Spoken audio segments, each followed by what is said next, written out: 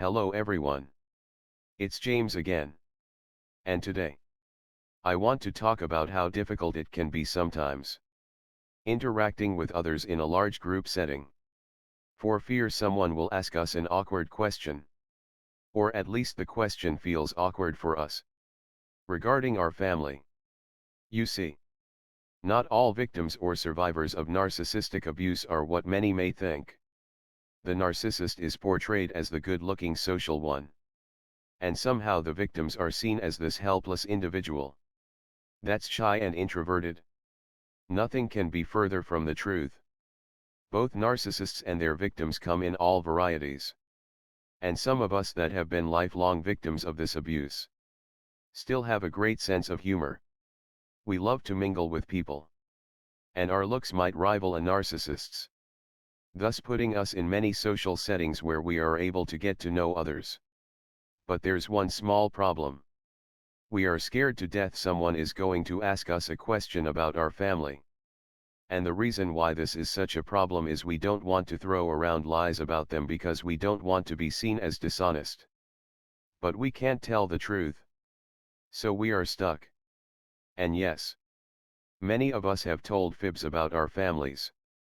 Due to we didn't have the right socially acceptable answers.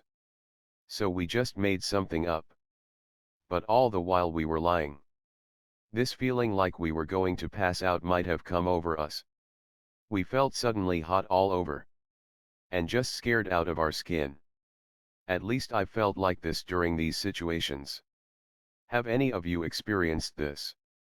And sometimes it will catch us by surprise. We might have spent time with a group. We feel accepted in this group. Then 6 months later, someone asks one of those dreaded questions we don't have good answers for. And we are caught off guard. We are caught off guard because we were thinking for the first 6 months. We finally beat the system. We have new friends. Things are going well and no one is asking me anything weird. Thank God I found this group of people. Then bingo. We get hit with. Tell me more about your mom. Does she live around here? What does she do for a living? Or hey James, next time we are all going to have our parents come along. You should invite your mother. It would be great. We'd love to get to know her.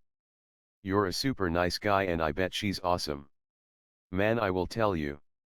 The panic sets in right then and there. And now I have to think of an excuse right away. One that doesn't sound like a lie. It's a horrible feeling. But the fact is normal people do get together like this. It's no big deal to have their parents mingle with each other and know all of the friends. But when you have a narcissist parent, this is impossible. What I finally came to the conclusion of. I was trying to fit in where I didn't belong.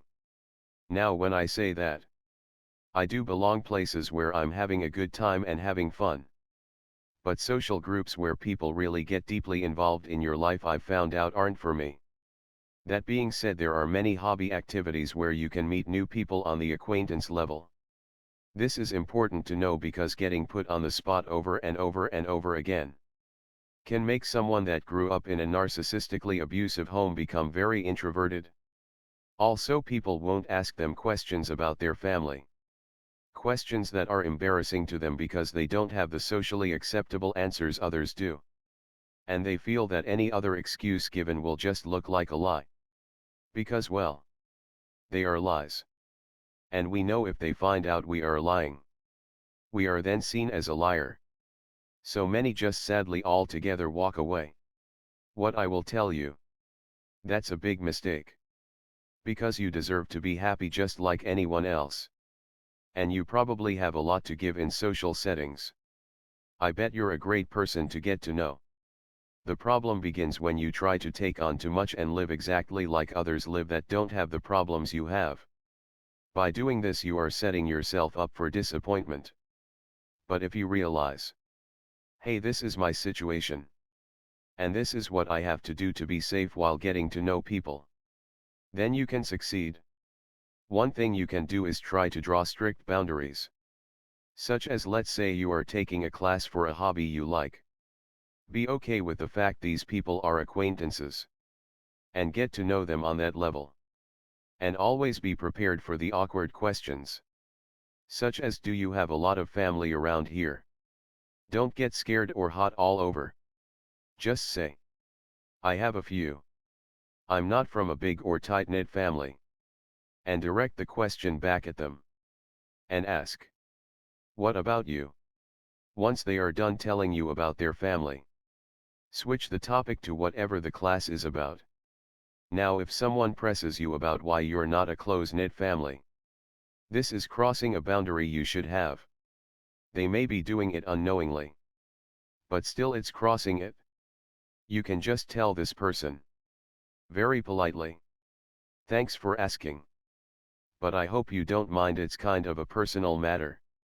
The more you give this answer, the more it will become like second nature. And if people like it, great. If they don't, oh well. They might be good people but just not the person for you. One thing I realized was my story wasn't like everyone else's out there. People that have experienced normal childhoods with decent parents seem to not be afraid of anything. They love to have their parents meet people. They are proud of them. They aren't scared their parents are going to ruin their friendships and start a smear campaign against them. They have great and happy answers regarding their pasts. But people like us, we aren't so lucky. And when we get paired up with someone like this, they just don't understand. It's not their fault. They just don't get why someone as normal appearing as us wouldn't be just like them. And this is where we lie. Because we want to fit in so darn bad. We want to keep these people as our friends. I finally realized, if someone is going to respect my boundaries and not ask me a million questions about my family, that's a great start in getting to know someone. I realize some people will indeed ask. But if they keep pressing after I give truthful answers but answers that have boundaries attached, then these people aren't the people for me. Especially if it's someone I'm dating. Because more than likely they are asking you these questions because they are trying to see if you fit in their world. And lying about your world will only set you and them up for a bad relationship. Now, being honest doesn't mean you have to spill your guts. Keep your self-respect and dignity intact. I'm from a small non-close-knit family. This should be good enough for someone. If they ask why aren't you a close-knit family, you know they are crossing into the territory they shouldn't. Even if your family wasn't filled with narcissists. Let's say they were filled with drug addicts. Is it really this person's business that your family are addicted to drugs? No, it's not. So the same answers would apply for narcissistic parents. Thanks for asking, but that's kind of personal information. And don't be ashamed to say that. I've found that I've earned respect from others by standing up for myself in that way. I've got answers back. Like, James, you are right. I'm sorry. I shouldn't be prying into your family business. People that are decent and have a thoughtful head on their shoulders will think this way. Now, it doesn't mean the people that press aren't decent. But they are just ignorant. They are ignorant because they've lived in a perfect bubble so long they expect others to be the same. Never, ever, try to fit into that mold. The other thing to be mindful of. If you joined a group or hanging out with a group of people, do they sit around and talk a lot in a big group? If so, it's a matter of time before someone asks you a question. It's better to be prepared now than get caught off guard. The fact is, you deserve to be happy. You deserve to have fun. And you deserve to have friends. Now keep in mind, most people only have a couple of real close friends. The rest are acquaintances. But the only way to make close friends is to make acquaintances first and discern who's good and who's not. Who respects your boundaries and who doesn't. The other thing to keep in mind is to not make a big deal about things when you are asked these questions and you give your general answers. This will draw less attention to you and the situation. And on top of it, you won't have to think of fairy tale stories to tell these people just so you can fit in. Because at the end of the day, these type of fairy tales are fake and come crashing down around you. For an even more embarrassing situation, I would like to hear what some of you do in these situations. What do you find works best? How do you handle it? Also, do you know the feeling I'm talking about? That hot and cold flash feeling when someone asks you an awkward question about your family. I think the more we talk about these difficult social things in our lives, the more we can really heal. Because the sad part is we go through healing. We think we are good. Then someone that has nothing to do with the situation, just by a question they ask or conversation they try to get us to engage in, can bring us right back down again. And I would like to see where we get to a point where we are, for one, putting ourselves in winning situations to meet new people. And two, having good answers and boundaries when we are confronted with a situation where they are necessary to use. Please let me know your thoughts. Because we are always still learning, growing, and getting better with this horrible life situation we've been dealt.